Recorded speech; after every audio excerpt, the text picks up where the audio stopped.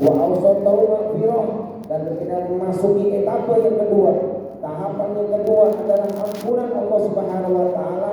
Mulai sedikit ini mulai ada yang agak lebih agak lesu, agak mulai tidak pulang. Ketika hari 10 hari pertama mampu mengendalikan diri, mampu menjadikan potensi diri kita kuat dengan hujah, dengan semangat niat-niat kuat untuk menjaga. Jangan-jangan tahun ini Ramadanku yang terakhir, jangan-jangan hari ini adalah hari-hariku terakhir, jangan-jangan sampai tahu Ramadan aku tidak temukan lagi Ramadan yang lagi. Maka berpikirlah menjadikan motivasi yang kuat, sehingga di etapa yang kedua pun adalah masuk di level yang kedua, maghfirah, diampuni oleh Allah Subhanahu wa taala.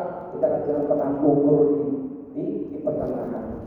Bahkan masuk di etapa yang ketiga, itqun minan nar, di 10 hari yang terakhir, orang mampu dimasuk itu, maka dia akan terbebaskan dari api neraka Allah Subhanahu wa taala. Nah, ini jangan dianggap remeh, memang begitu saja, berlalu begitu saja.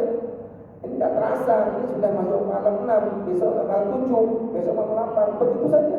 Dan nanti akan terbiasa tanpa kita sadari, ya Allah, nah malam 21, nah sudah. Bentar-bentar malam 25, pindah softnya ke mall, pindah ke Pangkal Pinang, yang ramai dan sibuk semuanya. Masalah hadirin yang dimakan oleh Allah Subhanahu wa taala. Motivasi yang bisa kita ambil, ada banyak hal yang kemudian kita dapatkan daripada hadis-hadis Rasulullah SAW.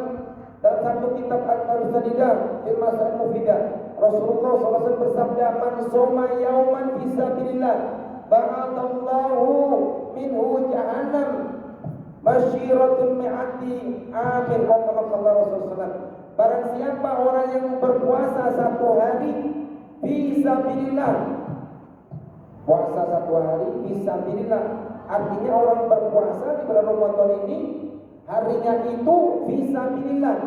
Ini tafsirkan ulama, kita sudah sampaikan di bahasan dengan Habib Muhammad Bakir bin Yarkab. Tafsir fisabilillah yang pertama adalah orang yang berjihad di jalan Allah. Dia puasa, tapi dia berdakwah. Terus kemudian yang kedua, fisabilillah yang kedua adalah orang yang berpuasa, tapi dia sedang umroh. Panas, tidak sama panasnya di sini Pak dengan di Mekah. Panas, ceritanya begitu. Apalagi kalau pas musim air panas-panas, dingin-dingin begitu, luar biasa. Dan yang ketiga, tafsir yang ketiga, fisabilillah itu adalah semua orang, baik dia bekerja maupun dia tidak bekerja, tapi dia tetap puasa, dia menjaga daripada hal-hal yang diharamkan atas batalnya puasa dan yang menyebabkan dia mendapat murka Allah ditinggalkan, dan semata-mata mengharap ridho Allah Subhanahu wa taala, maka orang mendapatkan puasanya satu hari itu dianggap fisabilillah. Apa? Ba'adallahu minhu jahannam masyiratun mi'ati amin. Orang itu dijauhkan oleh Allah dengan neraka jahanam dengan jarak jauhnya 100 tahun. 100 tahun dari dunia dengan neraka jahanam. Bayangkan, kalau satu hari yauman fil akhirah ka alfur asanatin fid dunya.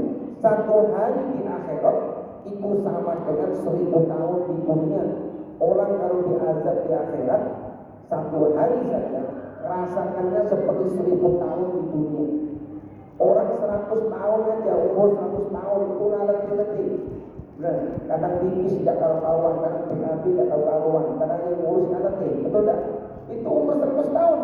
Gimana kalau orang itu umurnya 1000 tahun, sementara dibayangkan di akhirat satu hari satu malam di akhirat sama dengan 1000 tahun di dunia, tapi diazab oleh Allah.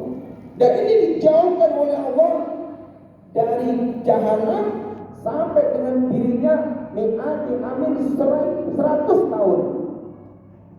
Artinya dia jauh, insyaallah. Otomatis karena dia berpuasa di Allah, insyaallah akan dimasukkan surga Allah Subhanahu wa taala. Jadi kita walaupun tidak kerja capek, tidak angkat batu, tidak angkat jangan angkat semen, tapi kita jadikan puasa kita di hari itu semata-mata mansoma imanan wa hisaban, itu dengan iman, dengan penuh mengharap itu Allah, sehingga beberapa man taqaddama min dan itu dijawabkan oleh Allah Subhanahu wa taala jauh lebih besar. Yang pertama, dari hadis ini bisa kita ambil sehingga kita betul-betul hidup itu terjamin. Jangan sampai bertahun-tahun kita buat dosa orang. Buat dosa orang itu apa?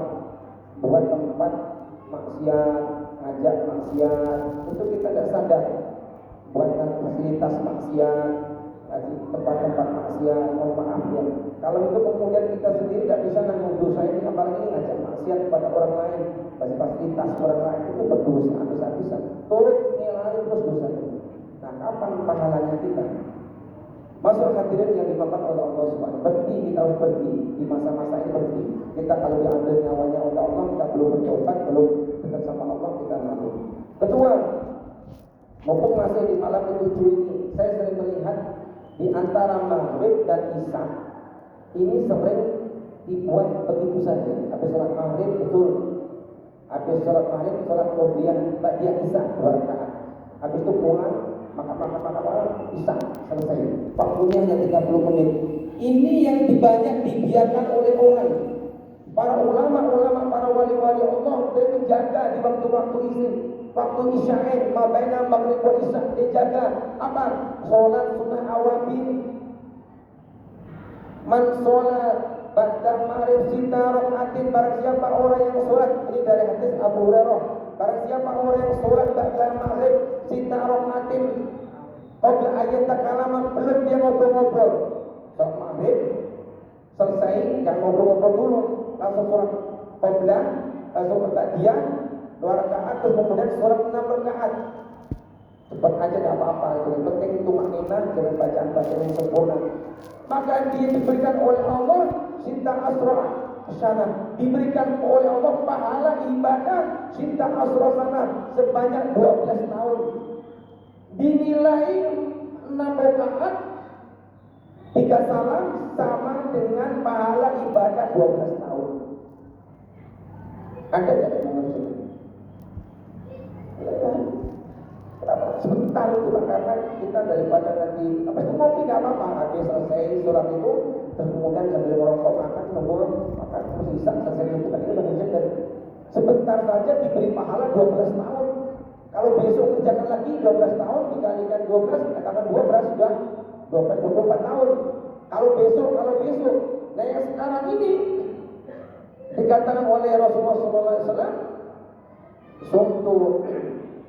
Sumtul so'aimin tasbihun wa naumun ibadah wa du'a mustajabatun wa amalu mudha'afun. Orang-orang yang beramal di amalan bulan Ramadan itu mudha'afun, ditingkat-tingkatkan level pahalanya. Bahkan ini adalah sabaina 70 kali lipat pahala. Bahkan sampai sab'ami'atin DP, sampai 700 kali lipat pahalanya. Dan kalau 12 tahun dikalikan yang 70 saja, karena ini sebab Ramadan, berapa kalinya? Belum kalau dikalikan ini sholat sunnah dianggap sholat wajib, berapa pahalanya?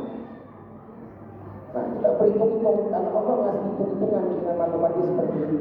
Nah, jangan lepas. Bagaimana cara? Al-Habib Abdullah Ba'alawi pernah memberikan nasihat pada kita dan Habib Umar Mudah pernah kita. Kalau kita berat, caranya begini. Sholat sunnah ba'diyah dalam maghrib itu jadi 2 niat. Sholat sunnah ba'diyah dalam maghrib jadi 2 niat. Usolli sunatan ba'diyah dalam maghrib wa sunatan awabin. Rok'atani lillahi ta'ala, 1 salam.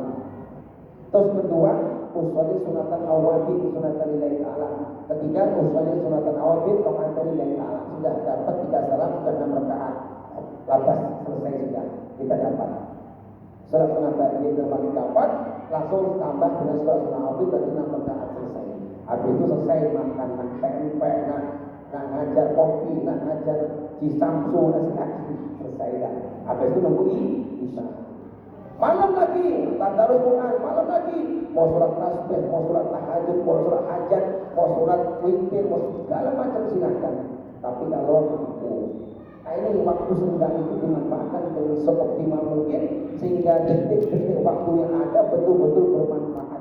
Jangan sampai kita kejar sedikit saja waktu, insya Allah memberikan berkah buat kita semuanya.